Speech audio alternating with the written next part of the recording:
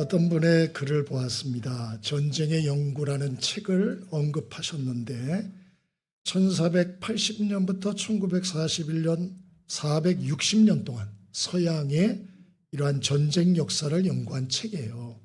근데 거길 보니까 한 400개의 큰 전쟁이 있었는데 이 작은 전쟁은 수도 없이 많았다 이렇게 나와요. 근데 이 서양의 전쟁 역사지만 460년간 평화의 기간이 얼마였나 보니까 3년이다 이렇게 나왔습니다. 그러니까 3년 이후에는 맨날 싸운 거예요. 응? 그만큼 이 세상은 갈등과 다툼, 분쟁이 너무 많습니다. 지금도 우리와 상관없다 생각하지만 러시아와 우크라이나, 중동 둔지에서 정말 살벌하고 무서운 전쟁이 지금도 진행되고 있습니다. 우리나라도 한일 간에 독도나 과거사 문제로 아직 갈등이 있죠. 또 북한 핵을 둘러싼 중국과 미국, 또 중국과 한국도 아주 갈등 관계에 있습니다. 국내적으로도 진보와 보수 세력, 또 노사 간의 갈등, 또 각 가정에서 부부 간에, 부모 자식 간에, 동기간 간에, 또 남녀 간에 이런 갈등과 미움과 사고의 소식들 텔레비만 켜면 매일 나와요. 매일. 자료를 보니까 우리나라가 소송의 왕국이라 이렇게 나왔더라고요. 1년간 우리나라 민사소송건이 450만 건. 비교를 하자면 일본은 인구가 1억이 넘거든요. 그런데 일본도 1억이 넘는 나라도 1년 민사소송이 350만 건에 불과해요. 그러니까 우리나라가 일본보다도 100만 건이 많은 거예요. 인구 대비해서 우리나라가 이 소송건이 6배가 많다 이렇게 돼 있어요. 정말 이걸 자랑스러워해야 될지 어떻게 될지 모르겠습니다. 사람은 누구나 다 평화라고 행복하게 살길 다 바라죠. 그러나 현실 속에서 싸우면서도 평화를 위해서 싸운다고 말하지만 그러나 실제로 평화를 누리는 그러한 사람들은 많지 않아 보입니다. 오늘 본문 예수님께서 제자들에게 직접 주신 산상보훈의 말씀이죠. 그중에 화평케 하는 사람이 복이 있다 했습니다. 화평이나 평화의 날 또 행복한 날을 기다리지만 말고 소극적으로 네가 적극적으로 만들어. 네가 적극적으로 화평을 만들고 기쁨을 만들고 축복을 만드는 인생을 살아라. 그런 말씀이죠. 그러면 어떤 복을 주신다 했나? 하나님의 아들이라 일컬음을 받을 것이다 했습니다. 여기 하나님의 아들이란 말은 헬라어로 휘오스라고 되어 있는데 휘오스란 말은 평범한 아들이 아니고 상속을 받는 아들을 말해요. 아들도 여러 있잖아요. 근데 그중에서 부모의 상속을 받는 자식이 있지 않습니까? 그게 휘오스입니다.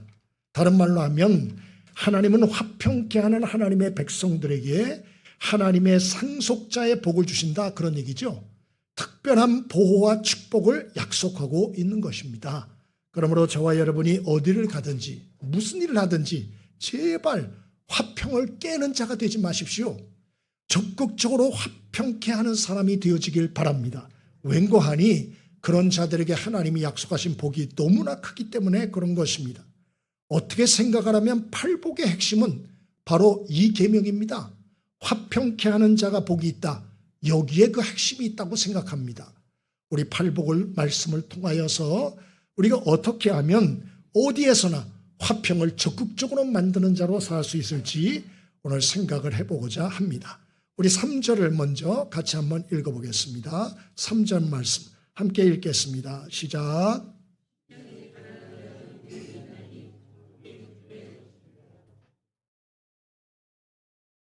팔복의 시작은 심령이 가난한 자 복이 있나니 천국이 저희 것이다 이렇게 시작하죠. 제일 중요한 시작이 되는 그런 부분이다 그런 얘기인데요. 우리가 어떻게 화평케 하는 인생을 살 수 있는 거 아니? 이게 가난한 마음을 가져야 돼요. 가난한 마음.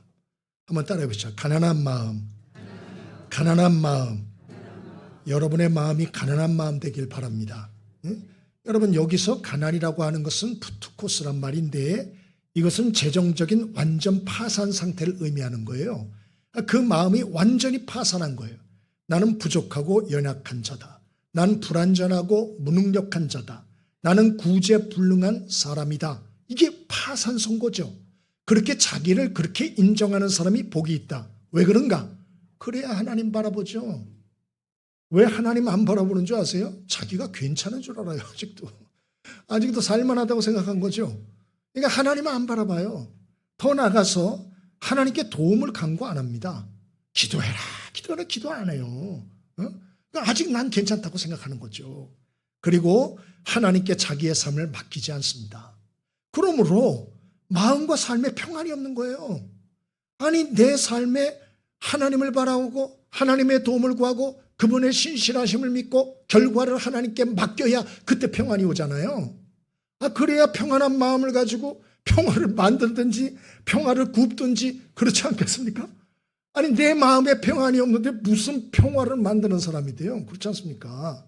그래서 오늘 팔복의 첫 번째가 심령이 가난한 자가 복이 있다.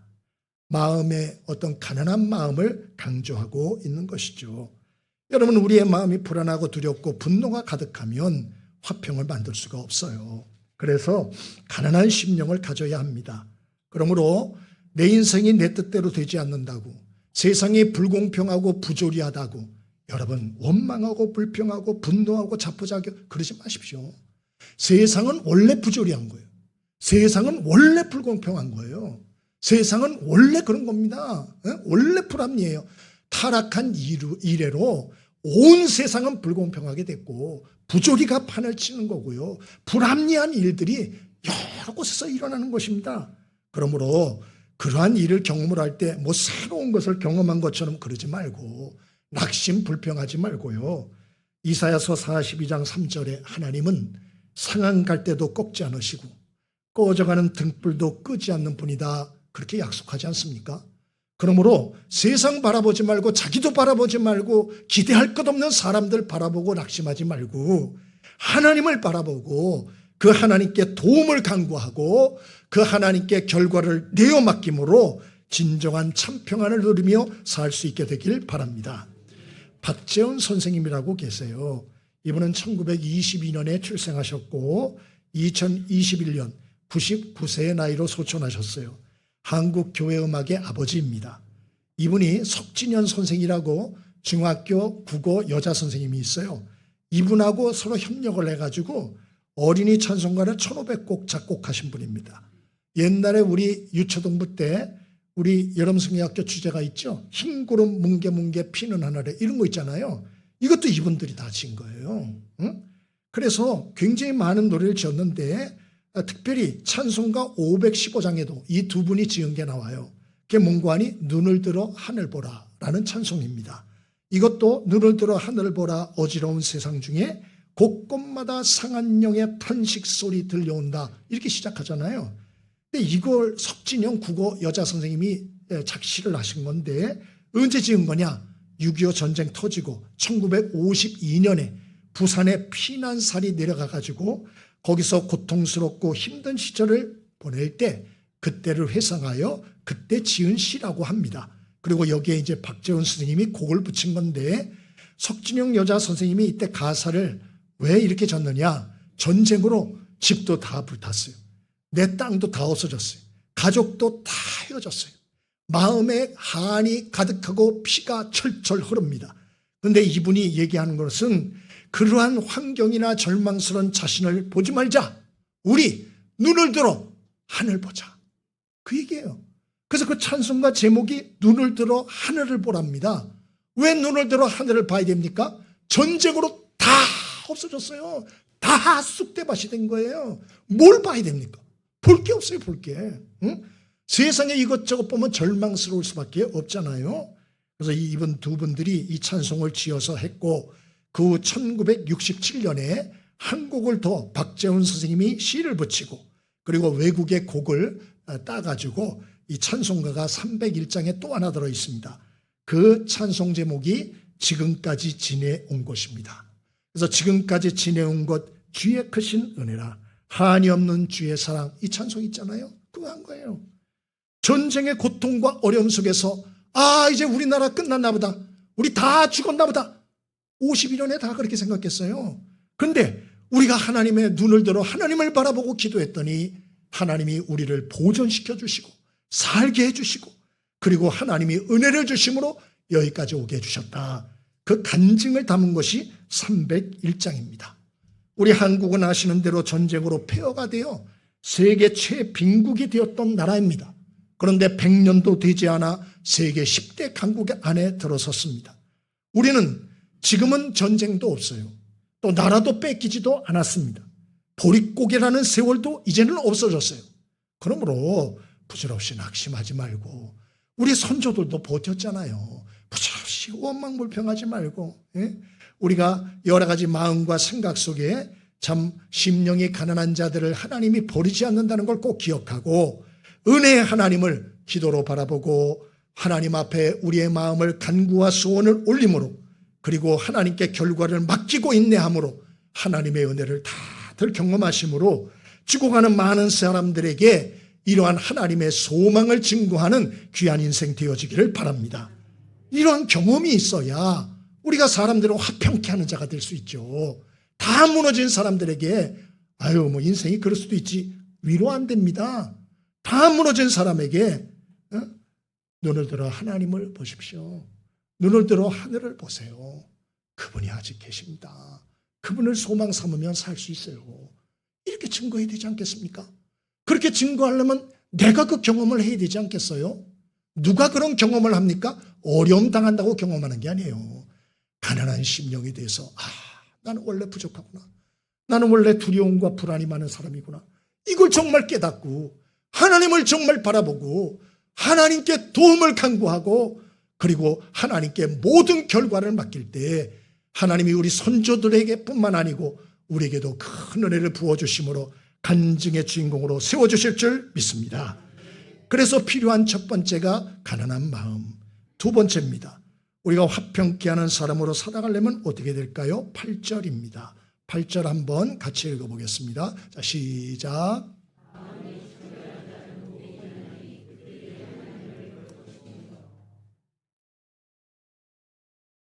첫 번째는 가난한 마음을 가져야 한다 말씀을 드렸어요. 두 번째로는 정결한 마음을 가져야 함을 알려줍니다. 우리는 구원받고 하나님의 자녀가 됐지만 우리 안에는 타락한 본성이 있고 악한 마귀가 얼마나 역사하는지 몰라요. 그래서 창세기 4장 7절에도 이런 말씀 있죠. 선을 행하지 아니하면 죄가 문에 엎드려 있느니라. 죄가 너를 원하나 너는 죄를 다스릴지니라. 하나님이 가인에게 경고하는 말씀이죠. 네가 이 죄가 사탄이 너를 공격하라고 노리고 있는데 지금 그 마음을 다스려라. 그런 뜻 아닙니까? 여러분, 우리 모든 성도들은 사탄의 공격 1호 대상입니다. 그래서 틈만 있으면 범죄케 할 때가 얼마나 많은지 몰라요. 그래서 우리를 범죄케 하여서 우리를 통하여 이루고자 하시는 하나님의 선한 뜻을 완전히 와해시키는 것, 이게 사탄의 목적이에요. 하나님이 우리를 부르는 건 그냥 장난으로 부른 게 아니에요. 우리를 향한 하나님의 계획이 있어요. 하나님의 위대한 선한 계획과 뜻이 있는 것입니다. 그러나 우리가 죄에 지고 사탄에 물려서 자꾸 무너지면 하나님의 선한 뜻이 이루어질 수가 없어요. 그러므로 우리의 마음을 잘 지켜야 됩니다. 그리고 우리의 마음을 잘 관리해야 돼요. 그럼 어떻게 우리가 정결한 마음을 가지고 살 수 있을까요? 첫 번째, 하나님 사랑을 확신하셔야 돼요. 여러분은 누구를 위해서 십자가를 질 수 있습니까? 십자가, 고통의 십자가를 누구를 위해서 질 수 있죠? 부모님을 위해서 질 수 있죠. 자녀들을 위해서 질 수 있죠. 배우자를 위해서 질 수 있어요. 사랑하는 사람을 위해서는 십자가를 질 수 있는 거예요. 근데 예수님은 우리를 위해 십자가를 지고 죽어주셨어요. 왜 그랬을까요? 사랑하시니까. 하나님도 우리를 위하여 자신의 아들 예수님을 십자가에 희생해 주셨어요. 우리를 사랑하시기 때문에 그런 것입니다. 그러므로 비록 우리가 어떤 실수나 범죄를 하였다고 해서 자포자기하여서 나는 이제 끝이야, 나 같은 건 이제 하나님이 신경도 안 쓸 거야, 이렇게 하고 자기의 인생을 방임한다면 이것이야말로 더 큰 죄인 것이죠. 어떤 부모가 자식이 잘못한다고 갖다 버리는 부모가 어디 있겠어요? 회개하고 다시 일어나서 다시 시도하기를 바라는 것, 그것이 부모의 뜻이 아니겠습니까? 그러므로 여러분, 저와 여러분이 날 향한 하나님의 사랑을 확신할 수 있게 되길 바랍니다. 그리고 하나님께 나와 회개할 수 있게 되길 바랍니다. 요한일서 1장 9절에 만일 우리가 우리 죄를 자복하면 저는 미쁘시고 의로우사 우리 죄를 사하시며 우리를 모든 불의에서 깨끗게 하신다. 하나님의 사랑을 믿고 잘못이 있을 때마다 주님 앞에 나아가서 날마다 우리 죄를 회개하면, 그러면 내가 내 죄를 씻는 게 아니고 우리 하나님께서 우리의 죄를 깨끗이 해주신답니다. 믿게 되길 바랍니다.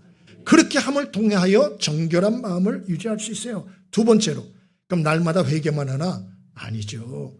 날마다 기도해서 성령의 인도를 받아야 돼요. 성령의 생각은 내 생각과 달라요. 우리는 사탄을 이길 수가 없어요.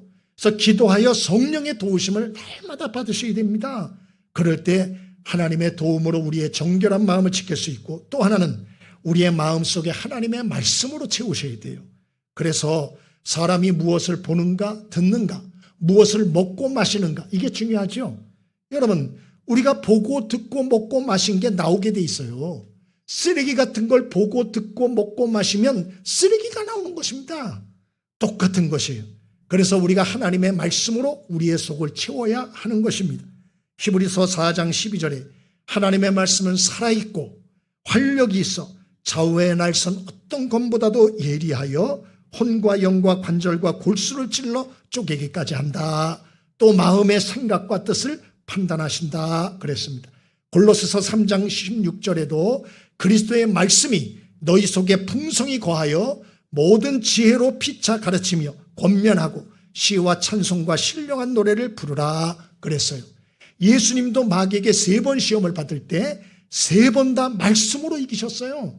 그러므로 맨날 죄짓고 회개하고 죄짓고 회개하고 그러지 말고, 여러분 우리의 마음속에 미리 하나님의 말씀을 가득히 채울 수 있게 되길 바랍니다. 하나님의 약병이라는 책이 있어요. 제가 직접 읽은 건 아닌데 소개된 걸 봤어요.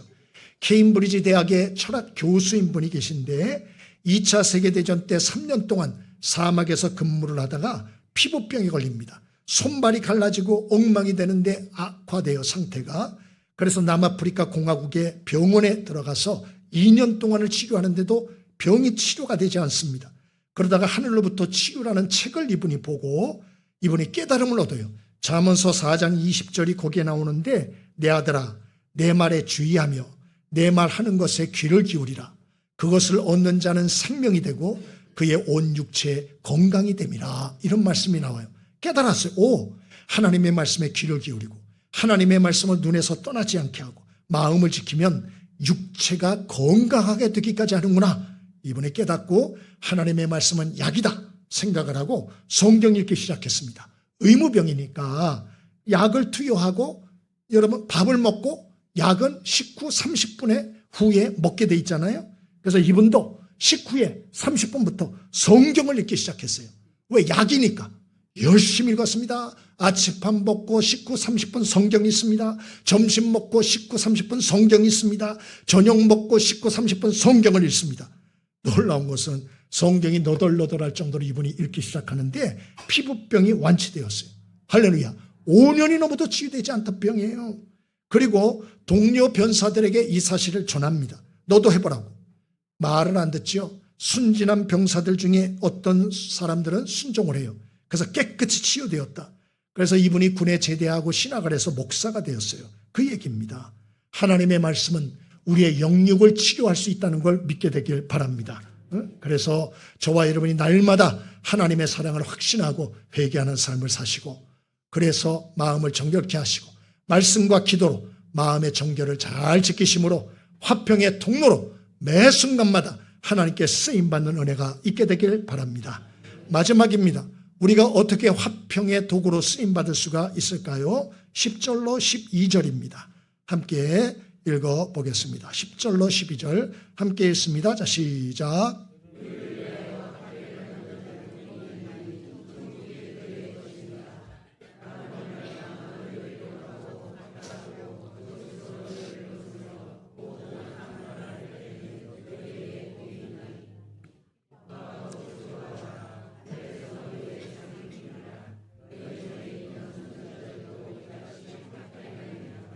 아멘. 첫 번째로는 가난한 마음을 가져야 된다 그랬죠. 그래서 우리 겸손함으로 하나님을 의지하고 도움을 간구하고 결과는 하나님께 맡기고, 이렇게 살아야 마음의 평강이 임합니다. 다른 방법은 죄송하지만 없어요. 없다니까요. 또 있겠지. 없다니까요. 해외 여행을 하면 뭐 마음의 평안 없어요. 갔다 오면 또 마찬가지예요. 예? 정신 집중을 해서 뭐 책을 많이 읽으면 뭐 도를 많이 쌓으면 그때뿐이에요. 평안은 없어요. 딱 하나밖에 없어요. 가난한 마음을 가지고 하나님 바라보고 하나님 의지하고 하나님께 간구하고 그리고 결과를 맡길 때 이런 마음의 평안이 있으니 그런 마음의 평강을 잃지 않게 되길 바랍니다. 또 정결한 마음을 가져야 한다 그랬어요. 그래서 하나님의 사랑을 믿고 날마다 회개하는 삶을 사시고 말씀과 기도로 우리가 삶의 정결을 지켜야 된다 말씀을 드렸어요. 세 번째로는 손해보는 삶을 살아야 돼요. 따라해 보시죠. 손해보는 삶. 손해보는 삶을 살아야 된다. 내가 손해보고 양보하고 희생을 해야 돼요. 아니 내가 손해도 안 보고 양보도 안 하고 희생도 안 하고 어떻게 화평을 만들 수 있습니까? 그렇게 화평을 만들 수 있는 길이 있어요? 희생도 안 하고 양보도 안 하고 손해도 안 보고 없어요. 이 세상에는 우리가 살다 보면 몰상식한 사람들이 있어요. 무례하고 무지하고 무정하고 난폭하고 악한 자들이 있어요. 그래서 오늘 39절에 보니까 오른뺨을 치거든 그랬잖아요. 아니 잘못도 안 했는데 이유 없이 오른뺨을 치는 거예요. 그럼 어떻게 하시겠어요? 아니 하나도 잘못한 게 없어. 근데 와가지고 다짜고짜 이러면 오른뺨 빡 치는 거예요. 그럼 어떻게 하겠어요? 카운터 펀치를 날려요. 오늘 예수님 뭐라 그랬죠? 왼편도 돌려대라 그랬어요. 이 예수님의 정확한 교훈이에요. 또 우리가 아는 사람들 중에 하나는 사기치고 모함하고 사기꾼 같은 인간들도 있어요. 그래서 40절에 와가지고 속옷까지 빼앗으려 하는 자들이 있다는 거예요. 속옷까지. 그럼 어떻게 해야 돼요? 그렇지.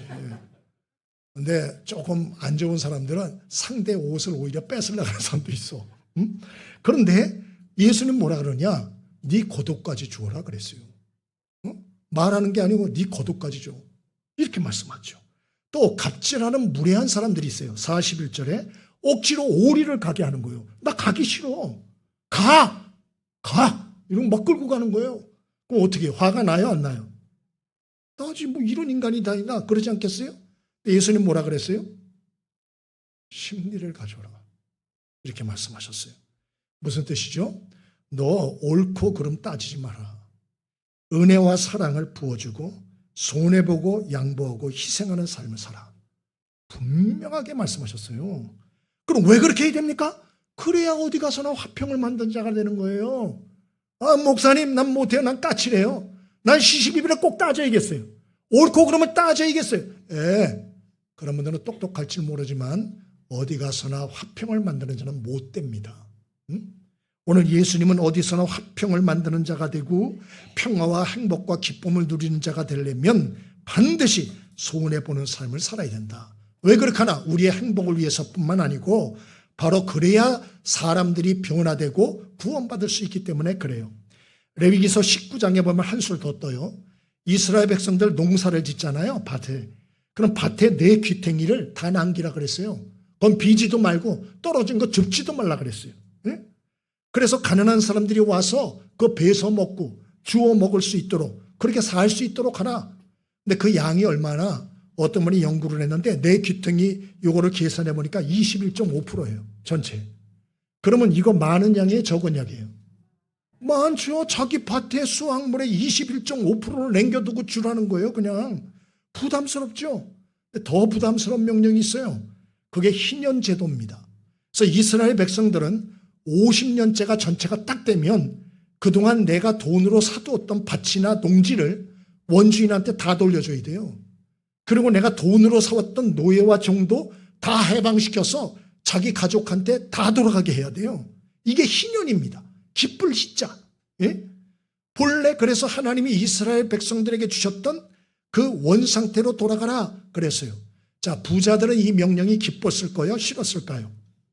싫죠. 부자들은 뭐야?